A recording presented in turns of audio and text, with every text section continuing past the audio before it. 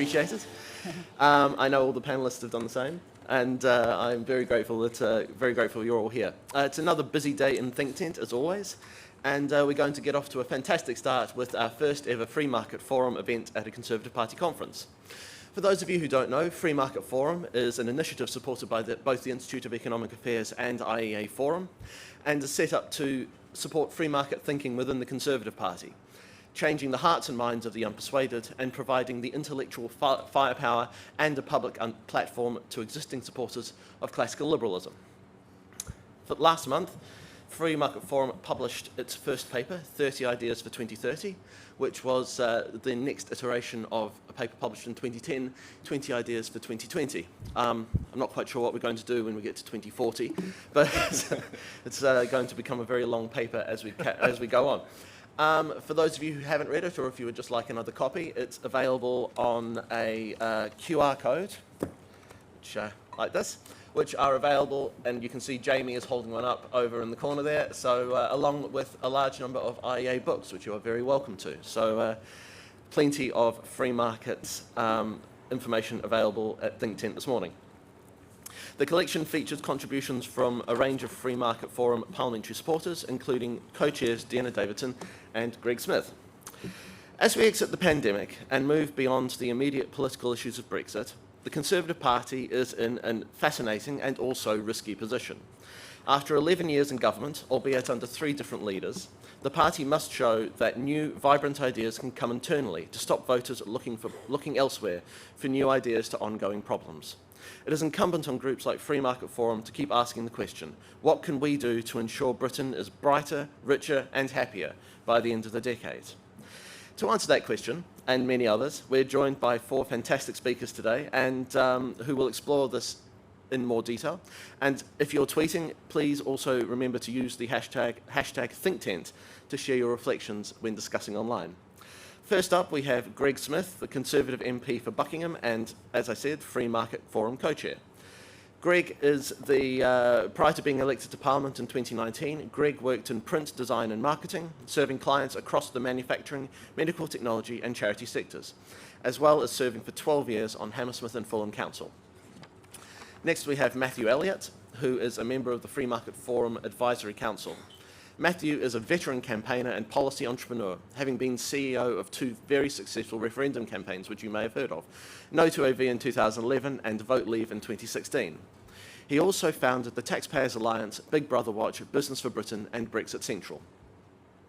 He has been described by the Financial Times as one of the most formidable political strategists in Westminster and as one of the most successful and feared campaigners in British politics. He is now a senior political advisor to Shore Capital and a senior advisor to Engine MHP. Next we have Alys Denby, who's the deputy editor of CapX, a website founded to make the case for popular capitalism, for markets, innovation and competition, and for policies that deliver for the masses as well as the elites. Previously, Alys worked for as parliamentary researcher for Helen Whately MP and as a journalist at the Daily Mail and Evening Standard. And last but most certainly not least, we have Alison Cork. Alison is an entrepreneur, business leader, author and television presenter. An advocate for business and women's enterprises, in 2018, Alison was appointed Conservative Champion for Women Entrepreneurs and previously stood to be the Conservative Party candidate for Mayor of London. She is also Ambassador for the British Library Business and IP Centres. I'm now going to ask Greg to kick us off with some short introductory remarks. Thank you, Sam, and good morning, everyone. Good to see people at the first meeting of the day. Certainly it was my reminder last night, my annual reminder at conference, that I am too old to stay in the bar till midnight. But it's great to see so many people, including 7 Buckinghamshire councillors in the audience this morning. For me, when I got elected in 2019 to Parliament, one of the very first groups of people I wanted to talk to in Westminster was the IEA, because the IEA is very much in my political blood. And I apologise to anyone who heard this story when we launched the Free Market Forum in Westminster a few weeks ago. But I remember when I was a young Conservative in the mid-1990s, it was a pretty unusual time as a 16, 17-year-old to decide to join the Conservative Party on the eve of our biggest ever electoral defeat under John Major. But I was invited along to a dinner where it was hosted, I didn't know him at the time, by a guy called Mike Fisher. And Mike Fisher was the son of Anthony Fisher, who of course was one of the founders of the IEA. And that was the point where they introduced me to classical liberal economics, the works of Hayek, the work of the IEA, the work of, dare I say it, under their own roof, other think tanks like the Centre for Policy Studies. And it absolutely took me in and convinced me, the more I studied it, that that was the right way for the economy to be not run, because we don't want the economy to be run, but for the government to get out of the way and to ensure that people thrive and are free to build businesses, to create wealth, prosperity, create jobs, and all of those things. So I was absolutely committed and keen to ensure that that pathway between the think tank world, particularly the IEA, and parliamentarians was alive and kicking and well. And that's what really spurred me on to ensure that the Free Market Forum was adopted by a lot of the MPs in my intake, the 2019 intake. There were 106 of us, so it's a big intake as parliamentary intakes go. And if we can recreate that magic that we saw when Thatcherism was instructed, was informed, was created from the think tank movement, particularly obviously the works of Hayek and Friedman, etc., then I think we can be in a very good place going forward as we set the ideas for 2025, for 2030, going forward. Because it is too easy for us in Westminster, too easy to get drawn into whatever the issue of the day is. Pig farmers, fuel shortages, Brexit. It's very easy to just focus on what's happening today, but it is absolutely vital that we're thinking about what comes tomorrow. And that's what the Free Market Forum is all about, and it's about ensuring that there is a popular capitalist, small state, low tax platform for the Conservative Party, for our party to fight tomorrow's elections on and to govern well in the future. And I think I've got pretty good credentials from, you mentioned my 12 years on Hammersmith and Fulham Council, Sam, and I say this knowing that there are 7 Buckinghamshire councillors in the room.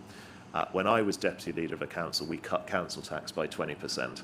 And wouldn't that be a wonderful ambition for a starting point if we can get back to councils that cut council tax once again? And hopefully we can persuade the government to start cutting national taxes again once more.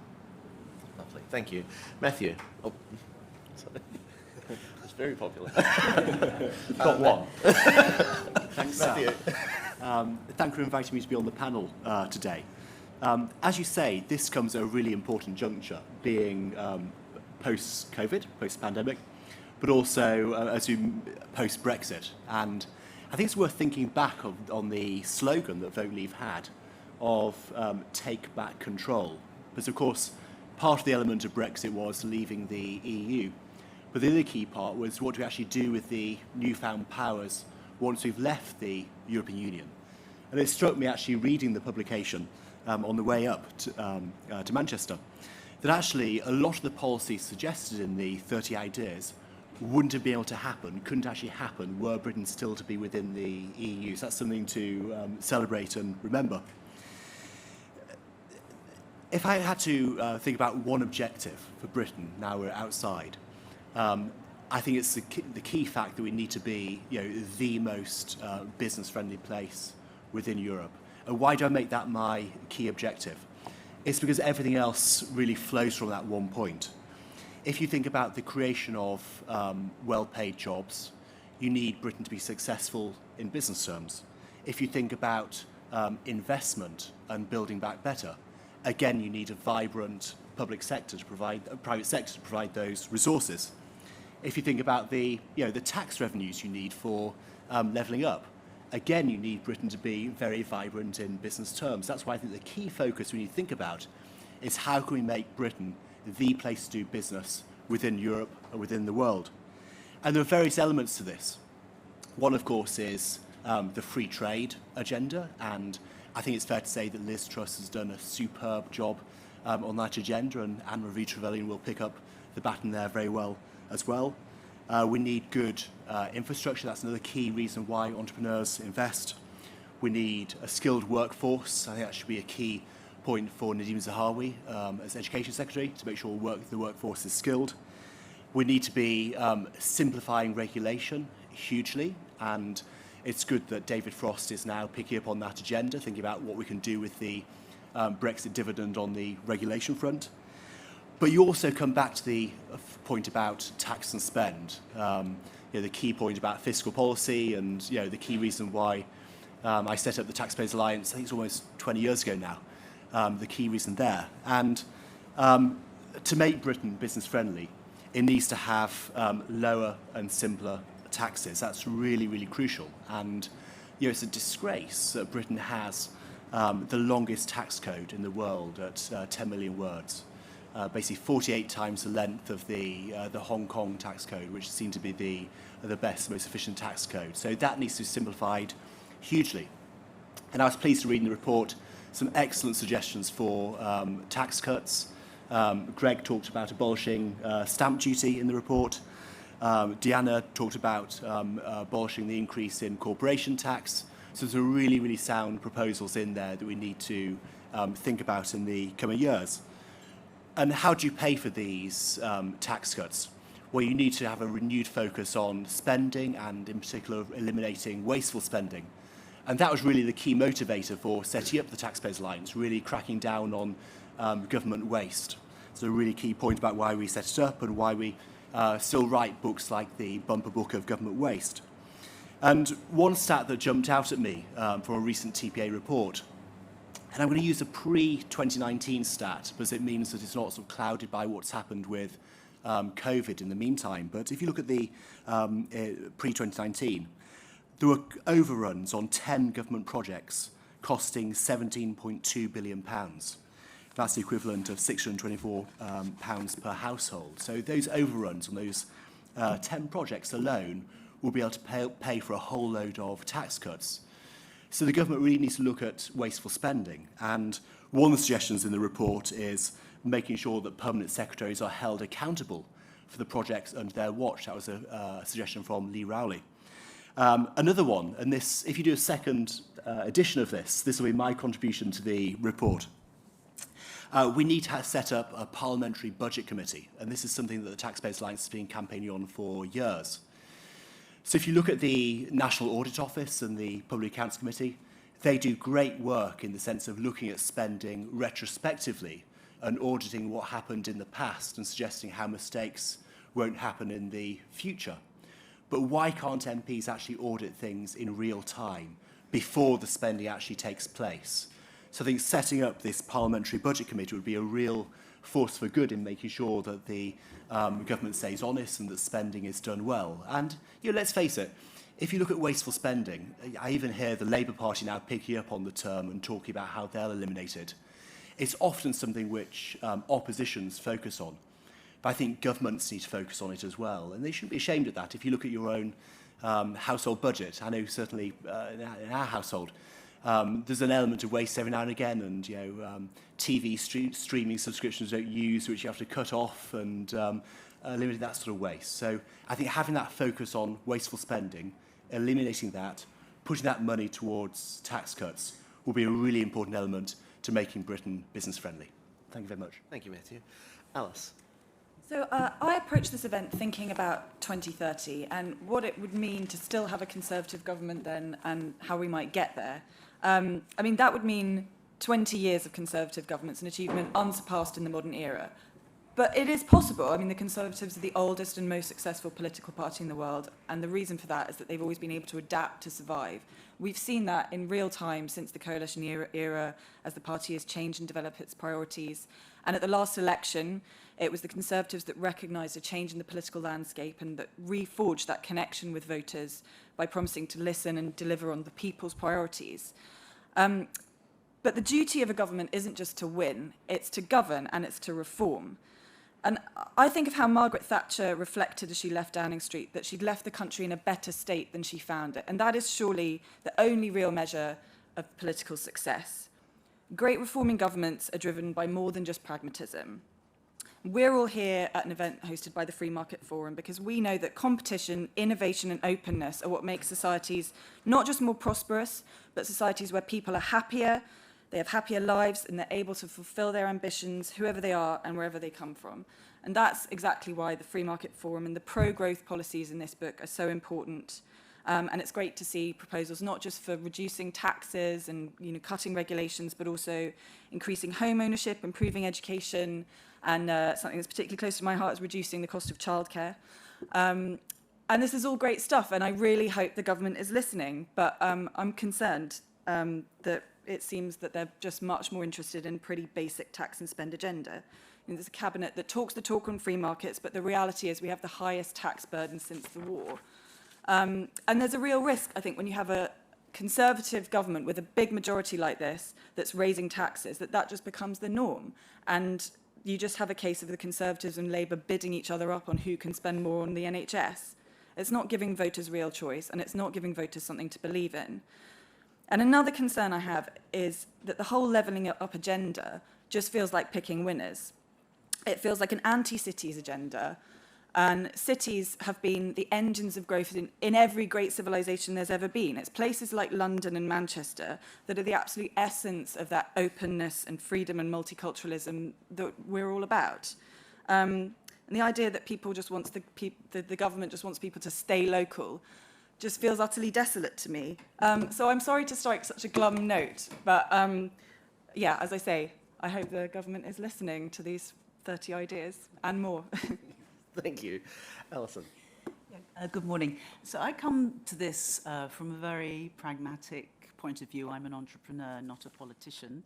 And actually, I just want to tell you a quick story. I've heard Margaret Thatcher mentioned several times, and it's interesting because my story is on June the 11th, 1987, I was, as usual, glued to the television. In this case, it was for Margaret Thatcher's third-term election. And when it became clear that she was going to win, I was so excited that I got out of bed, it was about 2 a.m, got out of bed, got dressed and walked from my flat in Pimlico to Smith Square, which is where CCHQ was at the time. And as I got into the square, all the sort of light bulbs were going off, the cameras, and I can't remember who it was actually, but somebody lifted the window and she ducked under and said a few words. And she talked about aspiration and self-determination and this messaging about people, running their own business. And all of a sudden, the light bulb went off for me, and I just thought, okay, I get it. I am a Conservative, and I'm probably an entrepreneur. And it was a very aspirational moment and message. And my feeling is that I want to feel that sense of optimism and positivity again in what the government does. And I think that we as a party should be owning the territory of small business and entrepreneurship.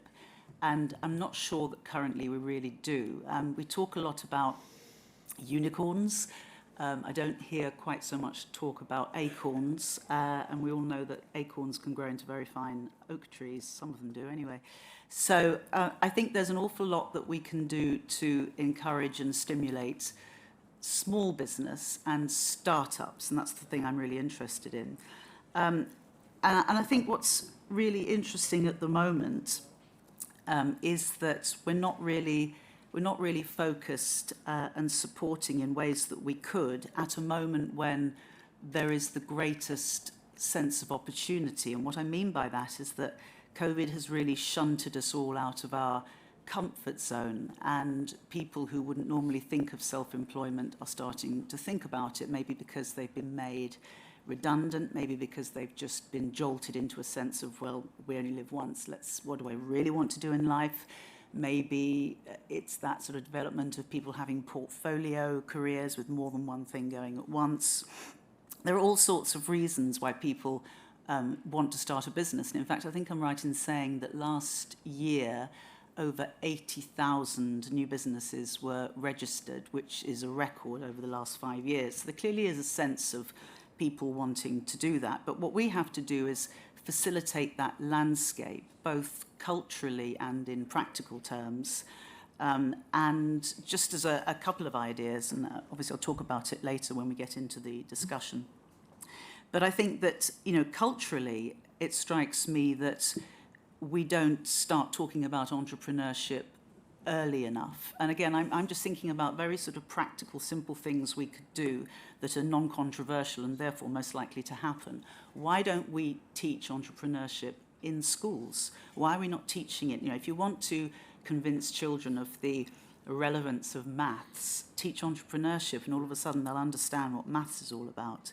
So I think it's stuff like that which would then, at a very early stage, feed into all sorts of other solutions. For example, there is a great disparity between the number of women and men who run businesses. Only 1 in 5 businesses is owned or run by a woman. But if we were having those conversations about entrepreneurship much earlier on in those children's lives, then I suspect that those numbers would change automatically.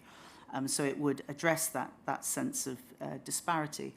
And also, not enough women running businesses. That's just a practical economic missed opportunity. That's 125 billion a year, give or take, that we're not seeing because not as many women as men run businesses. There are lots of other things I'd like to say about what we could do. It'll probably come a bit later on. But one thing I particularly want to bang the drum for is a practical solution. Which is to do with the business and IP centres. Can I just ask people to raise their hands? If I said BIPC, British Library BIPC, who knows what I'm talking about? Okay, that's a shocker. That is a shocker because we talk about there not being, okay, let me roll back one step. If I were to ask 100 would-be entrepreneurs, why are you not starting a business? Quite often the answer is, well, it's sort of access to finance, yes, access to information and advice is the real biggie. And actually, it's not that help and advice doesn't exist. It does exist, but we're not aggregating it. We're not communicating the nature of that information to people in an efficient way. And this is a quick win. So I'll go into the Business and IP Centre in more detail later, but the Business and IP Centre essentially is, the mothership is the British Library on the Euston Road, and then obviously there are satellites. There are 3,000 libraries in England alone. And what it does is it gives business information and advice, IP advice as well, free to anybody who wants to access it. Up to £10,000 worth of information and advice, completely free of charge to anybody who wants to register. Businesses that use this service are 4 times more likely to succeed than those that don't. It also has a stellar record with female and BAME-led businesses. So why are we not rolling that out across the whole country as quickly as we possibly can through the library network and existing physical infrastructure? Don't have to invest in the infrastructure. And libraries, a perfect brand of trust.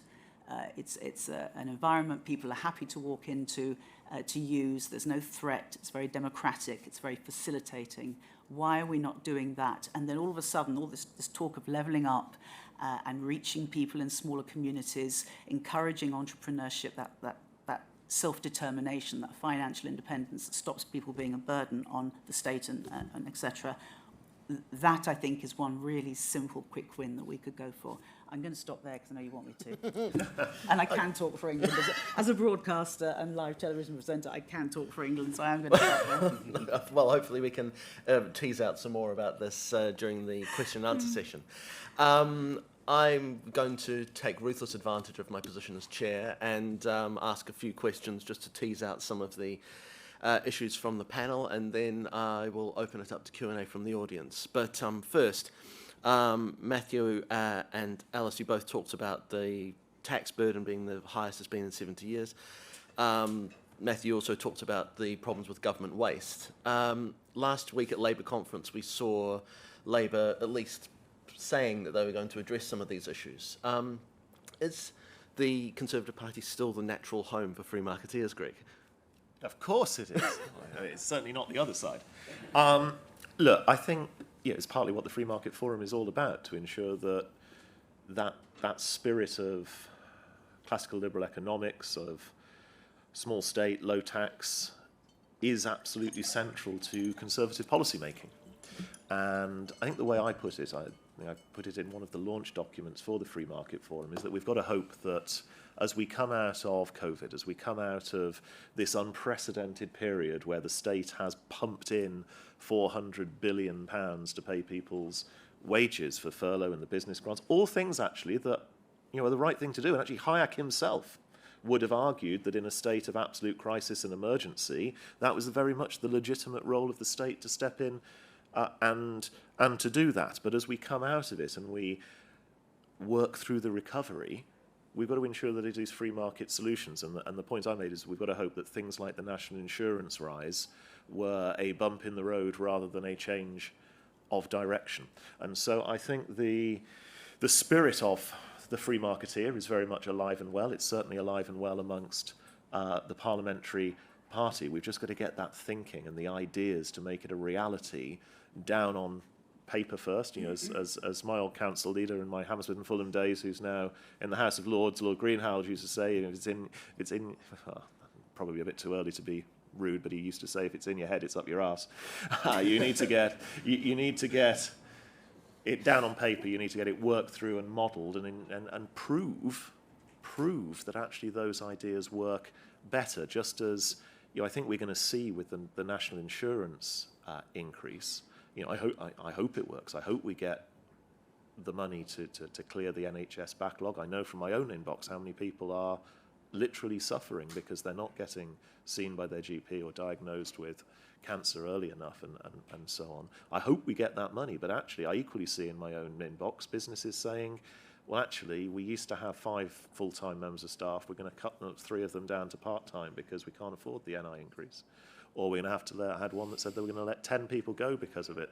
So actually, we've got to ensure that we, collectively, free marketeers, the IEA, the Free Market Forum, other think tanks, are modelling what actually happens from that so that we can make the case once more that the way to actually improve revenue into the Treasury is to reduce taxation, not add to it.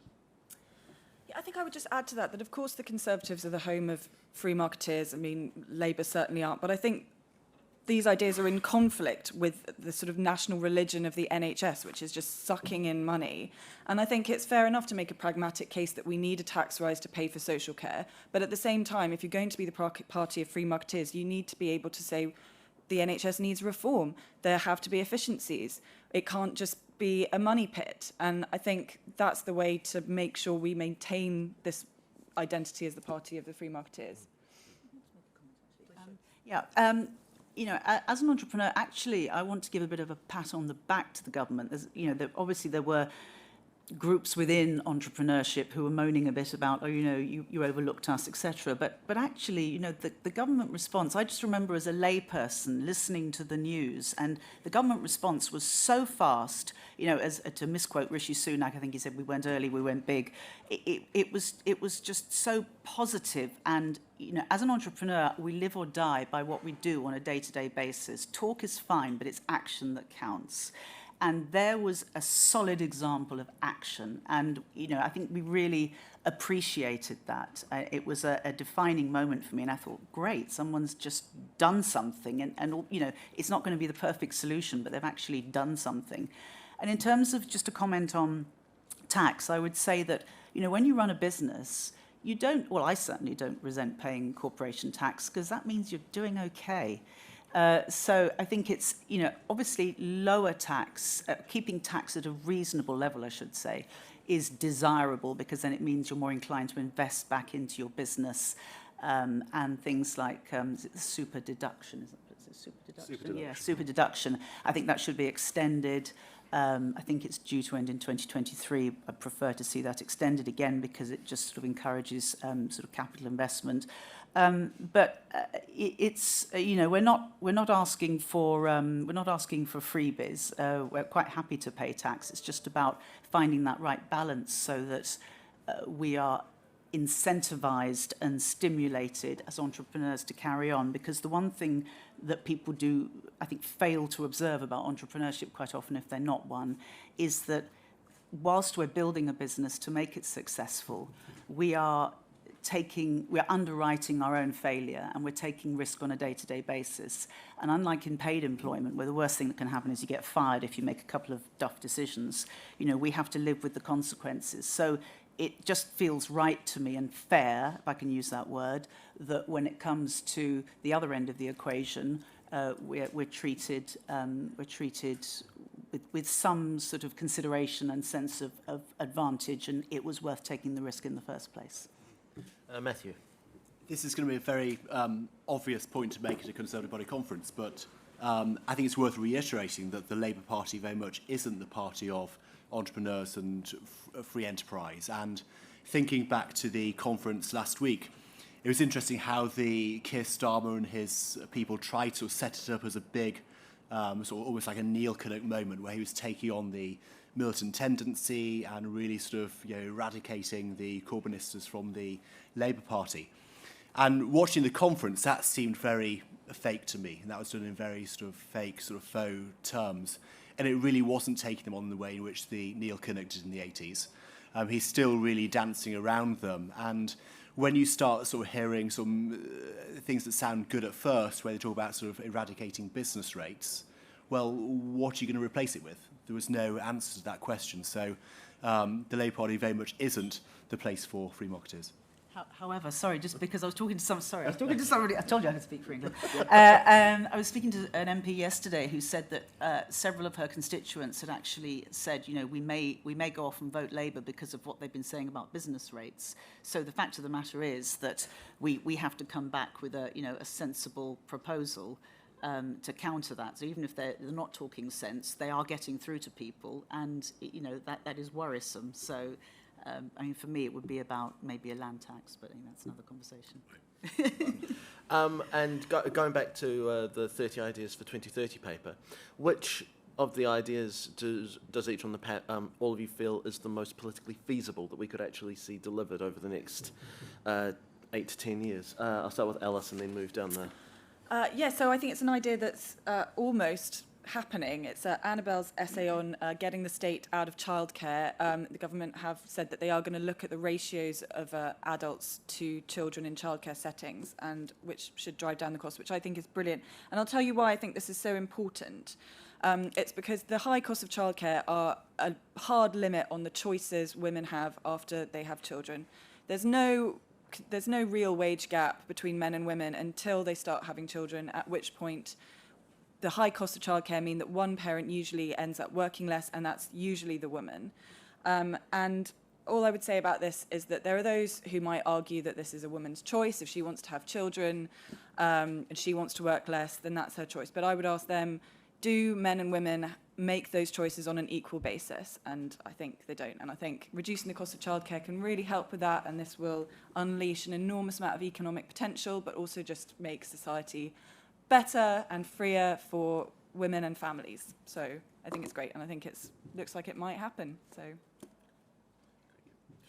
well, I think, as I wrote one of them, I'm going to go with my own. I think it is high time. Everybody accepts that the housing market in this country is absolutely broken. It is not a functional market at the moment, and that is because the state has put in place a lot of disincentives for movement within the market, and the biggest of those is clearly stamp duty. And there's some data out there.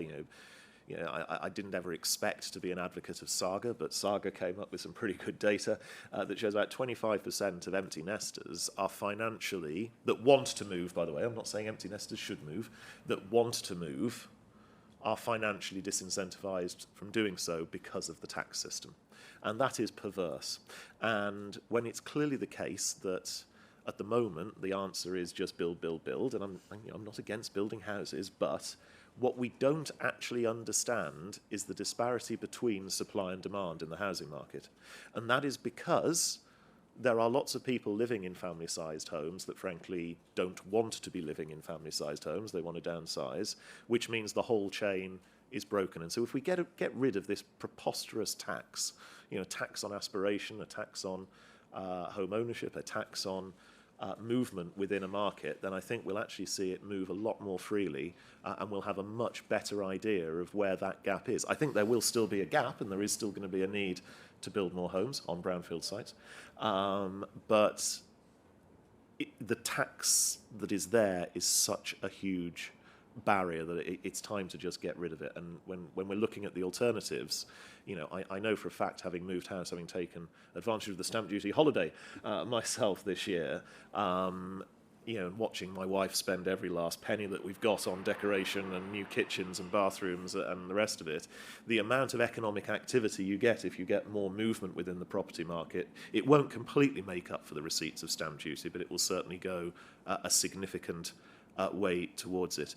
And just to be cheeky and take a second one of the ideas, we heard earlier about the need for some reform within the National Health Service. Well, my colleague Paul Bristow, who's the MP for Peterborough, has also written an excellent piece in there talking about getting rid of some of the frankly preposterous rules and regulations within the NHS that is driving some of the inefficiency within it. And I think we need to pay careful attention to things like that to actually get the improvements, and the improvements in clinical outcomes.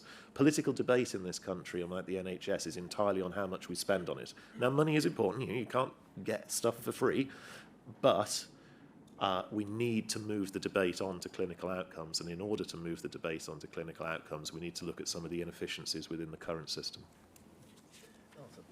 Yeah, Joe Gideon wrote a piece on kickstart schemes, so job creation, and I was thinking back to my favourite lady again, Margaret Thatcher, and she, I think, was the architect of the Enterprise Allowance Scheme. I think that's correct, isn't it?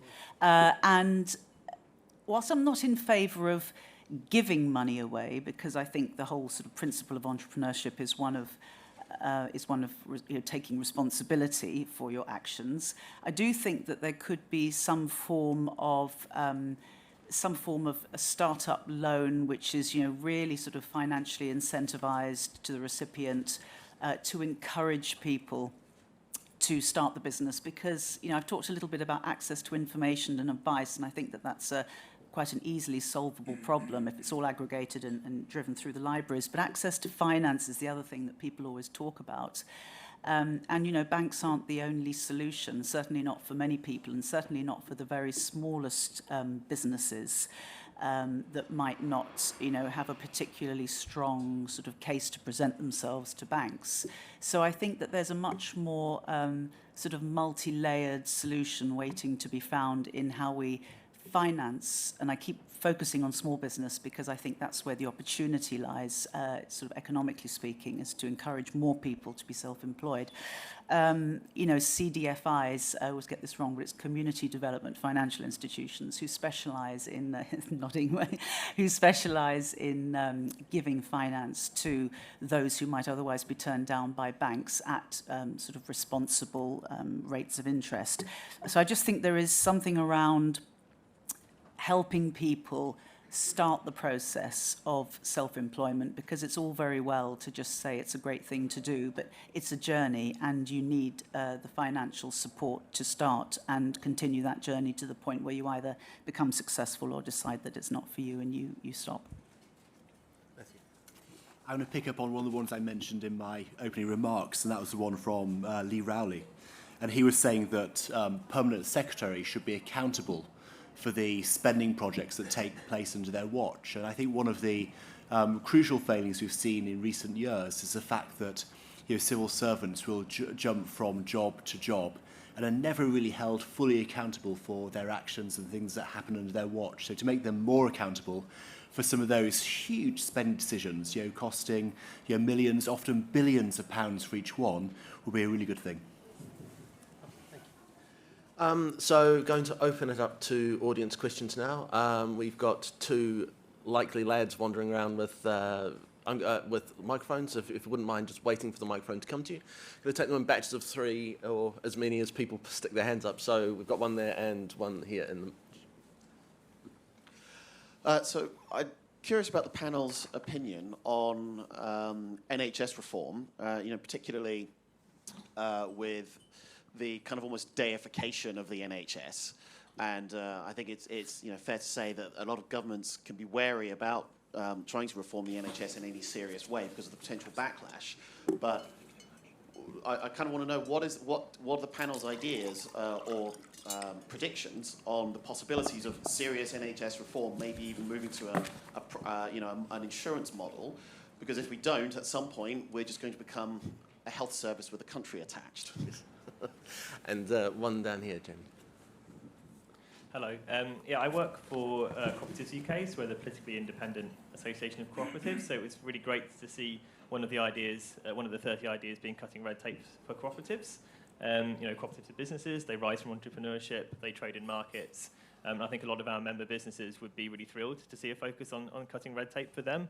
So if that was a discussion that maybe we could pick up with Cork and the Free Market Forum team afterwards, then I think that we'd be really grateful for that. And just Alison's point around supporting entrepreneurship, that rings so true. But when we talk to people who are trying to establish cooperatives, all you've said around especially advice and support and how to package it properly, that really rings true for the people that we try to support. Thank you. And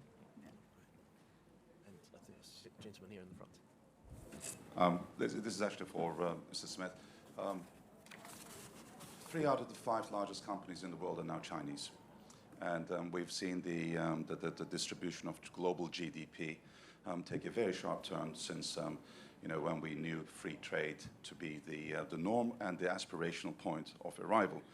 The capitalist model, or the state capitalist model, seems to be taking root in not just there, but also in Russia, arguably in India, slowly, going that way. At what point will the government feel almost obliged to follow the rule book, the global rule book, and is that a danger that we need to be thinking about? Okay, thank you. So we've got NHS reform, cooperatives, and the future of, by the sound of it, the future of capitalism itself. So with those 3 nice, easy softballs to start off with. So Matthew, we'll start with you and then come down the panel this way. I'll go later. Right. Alison, would you care to kick us off? I'm just going to focus on. Sorry, I didn't know your name, but James's comment. I just and I don't honestly. I'm going to be very honest. I don't feel really well qualified enough to speak about the other 2 questions, so I'm going to focus on my area of expertise. I just think it's about facilitating entrepreneurship to the maximum possible level, doing everything we can and there are very practical, quick wins. I know that one of the things we were going to discuss today is, I think we've already touched upon it, what is the most easily achievable of these goals? And I think that, as an entrepreneur, we live or die by what we do. With 70 to 100 million pounds, which is what we've calculated it will cost, we could have a business and IP centre in every library in the United Kingdom by 2030. So if you want to talk about levelling up and reaching communities, this is how we do it. And, is that achievable? Can you achieve a consistent level of delivery? Yes, you can. I think you can, because libraries, by their very definition, are places of facilitation. The staff there want to give information and advice, and they can be trained. And this is quite formulaic. It's information about IP and what have you, marketing reports. Mentors can also be brought in, and these libraries could be a conduit for LEPs, for growth hubs, which personally I think are very variable in their quality. So I'd be looking for more consistent quality of advice. And, libraries could also be a signpost for things like CDFIs and access to finance. So it seems to me that there is a really straightforward, obvious, physically existing solution. The infrastructure exists. All we have to do is fund it. And who am I to say, write me a cheque for 70 million and I'll make it happen? But 70 million, quite frankly, 70 to 100 million, it's a bargain. It's a bargain that could have very, very, very far-reaching consequences for this country and for the future of entrepreneurship. And my only question is, why are we not doing it? Craig. Okay, so we've got 3 pretty varied ones there. Let's start with the NHS point. And I reiterate what I said a few moments ago, that at the moment, the political debate has been, for as long as I've been involved in politics, entirely focused on what is the spend. Now, the spend is clearly a very important factor. But until we shift that debate onto clinical outcomes, and actually the IEA's done some great work around this, looking around the globe at who actually is top of the tables for cancer survival, heart disease survival, etc. We're not bad, but we are mid-table. Whereas there are other countries where cancer survival rates, etc., are so much higher than ours. And we've got to understand why that is. And that is not always going to come down to money. That is going to come down to internal organisation within the National Health Service. It's going to come down to who's making the decisions. It's going to come down to the therapies and treatments that are emerging from the medtech world, from the pharmaceutical companies, and actually getting them into the system. Because actually the market is providing solutions. It's that the NHS is not always very quick, if ever, to adopt them. I chair in Parliament the all-party parliamentary group for, it's a really catchy title, Minimally Invasive Cancer Therapies. And there are so many technologies coming through where a cancer that previously would have taken 6 months of radiotherapy can be treated as effectively in 6 weeks in a way that doesn't knock the patient about as much.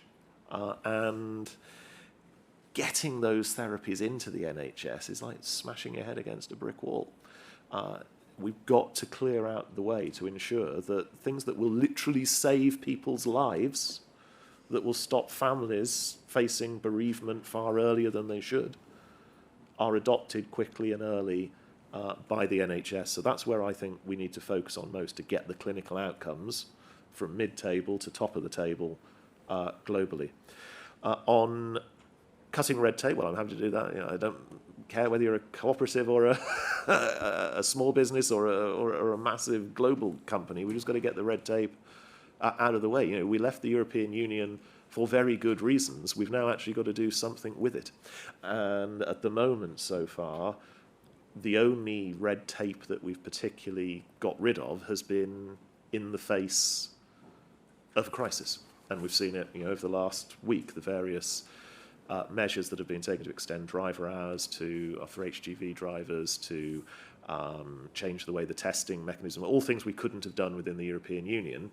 But we've actually got to rise above that and say we didn't leave the European Union just so in a time of crisis we could fiddle with a couple of bits on the side. We left the European Union so we could get rid of this ridiculous rule book that they have imposed on us over many decades now and set business free, whether you're a cooperative, a small business, a global company or whatever it might be. So I'm very happy to pick up that discussion with you going forwards, and if we can do something to support cooperatives going forward, I'd be very, very happy to do so. Then the really big question, well, how long have we got? I think from a perspective of global free trade, that has got to be the ambition. Fair trade is free trade. And the China question and the Russia question is incredibly complicated at the moment, because obviously the Chinese state does not have the West's best interests at heart, if I can put it that way. Obviously, we've seen big security concerns. The reason the government had to act to strip Huawei equipment out of the 5G network that is being built. We can't just ignore that. And my colleague Ian Duncan-Smith has been doing a lot of good work around this. And I think the focus at the moment has to be to build as many free trade deals as we possibly can with the rest of the world, with the countries where you can do business straight away. And it is a massive diplomatic exercise. It is a massive security exercise to resolve those issues with states like China. And never give up hope that they might find freedom and capitalism to be the norm one day. But that's not going to happen overnight. Alice. So I'm afraid I'm not really an expert on co-ops, so I might leave that one to others in the panel. But on the NHS, you asked about the prospects for reform, and I think while people remain sort of completely immune to facts about it, it's going to be very difficult. It's really refreshing to hear Greg talk about outcomes, because way too often you just hear ministers talking about in platitudes about how wonderful doctors are, when the fact is every single person's been let down by the NHS during the pandemic, whether that's not being able to see your GP, a delayed cancer diagnosis, or whether it's a relative of yours who died of COVID. We've had worse deaths than many other countries, and yet people don't seem to think that that has anything to do with the NHS. 3 out of 5 maternity services aren't safe for women and babies. In a country like Britain, it's absurd. So I think first, if we're going to have any realistic prospects of reform, we need to start having an honest and grown-up conversation about it. And I think that probably has to come from ministers. I think they are too keen to not offend people and just talk about how brilliant nurses are. I think you need to be realistic and say, look, sorry, the outcomes aren't good enough. And actually, it's not necessarily the government's fault. Some of the responsibility lies within the NHS itself. The other problem we have is that reform is happening. We're having this integration of health and social care, which is the NHS's own idea. It comes out of its own plan that it put together itself. And we had a report by my parent organisation, the Centre for Policy Studies, looking at how it's working here in Greater Manchester, which is the kind of pioneer of NHS and social care integration. And it's not working. The key measure of whether this works is delayed transfers of care. That's whether you can get people out of hospital and into social care settings. And in Greater Manchester, they went up after they integrated. So the NHS's own plan for reform isn't working. The government needs to be much bolder and more ambitious about this, and it needs to start levelling with people. So that's that. Future of capitalism. I mean, I'm not really an expert on China and Russia, but I suppose I have this kind of misty-eyed, optimistic view that the kind of arc of history bends towards freedom. But I mean, you did mention state capitalism, and as I say, I do think that this levelling up agenda is a slightly worrying sense of picking winners. So, I mean, that's kind of questions I have about that rather than answers for you. To clarify the question, it's not actually about whether the capital system or the commerce or whatever is actually clear. I fear that. Sorry. I fear that we are it's like very slowly through this over-regulated, over-taxed approach, drifting towards a much bigger state presence in the economy, which is going to be almost impossible to unravel, and it's going to be the norm. High taxes will be the norm, high regulation will be the norm. We are going to be positive and tolerant. But we're probably not going to be what we want to be. Yeah, I have to say I agree with you. I couldn't have said it better. If I can just come back on that, actually, I mean, from that perspective, you're absolutely right, and there is no greater example of that than the 19 miles of it that comes through my constituency and that goes from London to Birmingham to Crewe to maybe Manchester to maybe Leeds to maybe Sheffield. That's people in this room are going to be paying for through their taxes forevermore. The things already ballooned up to about £165 billion, HS2. And I bang on it, about it quite a lot. It is absurd that idea by a Labour government that was kept alive by the Lib Dems when they were in coalition with us through the Cameron years, that for some unknown reason we have chosen to carry on with under the current government. A project that has never been subjected to the market. HS2 Limited might be a limited company, but they are entirely a creature of the state. Every single thing they do is paid for by everybody in this room and everybody in the country. And it won't just be the people in this room that are still paying the debt on it. It will be our children and grandchildren that are still burdened with it. And so we've got to move away from these big state infrastructure projects that are wholly taxpayer funded and subject things to proper market forces. Because if HS2, if there was a need for high-speed rail between London, Birmingham, Manchester, then the private sector would have been clambering all over it to build it, to prove that there was demand there and that they could make money from it. The fact that not one company wanted to touch it with a barge pole and it entirely became a creature of the state is something that should concern us all. And I think going forwards, we need to have things that the market proves there is a demand and a need for, and that people are willing to put their own money behind in order to prove it works. Sorry, we need to move on. Matthew. I want to pick up on the point about red tape and SMEs. And it struck me that we've been through a horrendous 18 months with COVID and fighting the pandemic. And it occurred to me other good things we can actually bring out of that. And two things came to mind. The one is when it comes to regulation. Obviously, there were certain areas where regulations were relaxed during that period. And if you think about local restaurants and pubs being able to do takeaways and being able to have extra seating outside, there must be countless different areas where regulations were relaxed during that period, where the sky didn't fall in, and why do we need to bring back regulation in that area? So I think a thorough look at all of those is worthwhile. And secondly, during that period of lockdown, lots of people started writing books. Other people started thinking about setting up their own businesses and started being self-employed and thinking about setting up businesses. What can we do to help those entrepreneurs? That's where the real economic growth will come from. And when Ronald Reagan was president in the US, he brought in a rule that basically meant that for any business with less than, I think it was 5 employees, wouldn't be subject to the same levels of tax and regulation as other companies. I think it'd be really worthwhile thinking how we can incubate those small acorns of businesses to make sure they become the oak trees of tomorrow. Thank you. I'm afraid that we're running a bit late, so I'm going to have to call it there and just ask each of the panellists to give a short final summary. If you want to touch on why the Free Market Forum is important within the Conservative Party, that would be very helpful. And Alys, would you like to start us off, please? Yeah, I think the Free Market Forum is incredibly important within the Conservative Party because it feels like these free market ideas are losing currency. We've talked a lot about Margaret Thatcher here, but it's not about going back to the past. This is about the future. If we want the country to be more prosperous, we want people to have the freedom and choices and the liberty that we all believe in, then we need these free market ideas and we need to win this argument. Well, I absolutely agree with that. Going forward, we've got to find a path for the ideas we know that work to be relevant for 2021 through to 2030 and beyond. We know the Laffer curve is pretty clear that if you put up taxes, revenue can go down. And we've got to remember that, I'd like to pin it above the desk of every civil servant that works in the Treasury, that they will have to have a copy of the Laffer curve.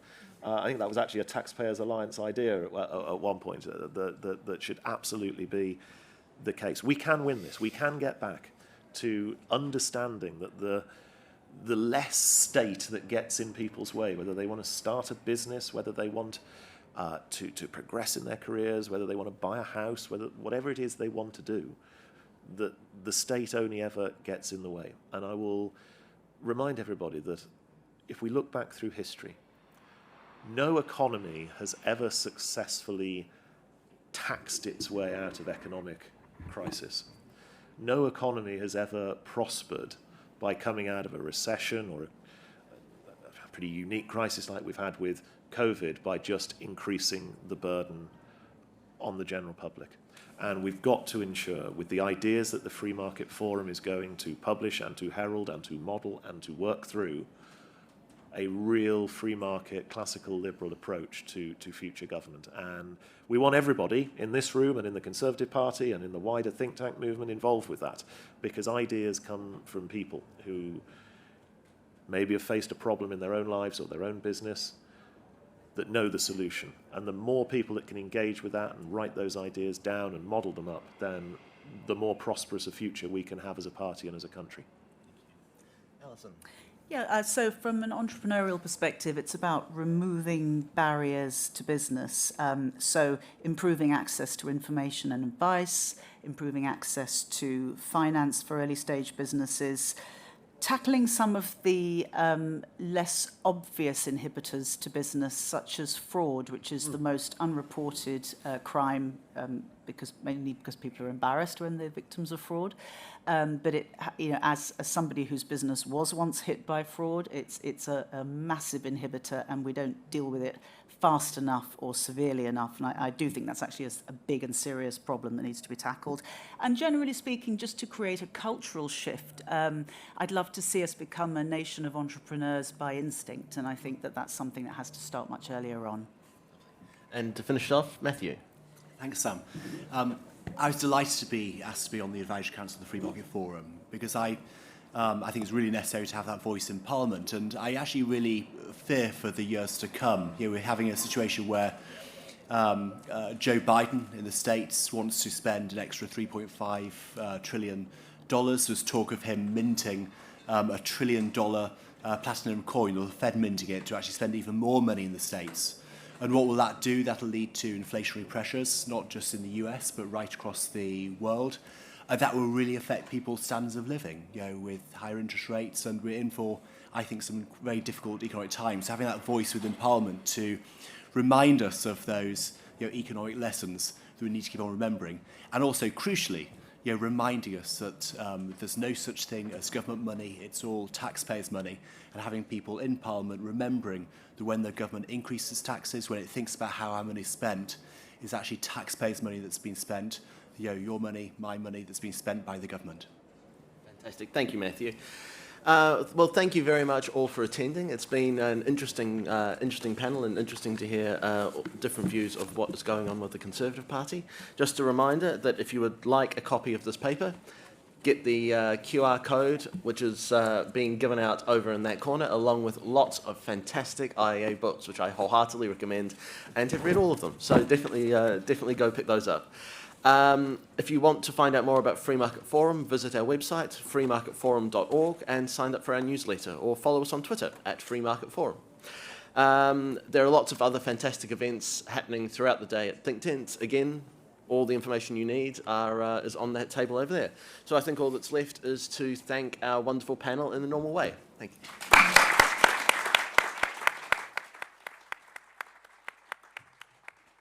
Well, if you enjoyed that conversation, why not watch one of these other videos? And while you're here, remember to hit the subscribe button and the notification bell. That way, you'll never miss out on a single IEA broadcast.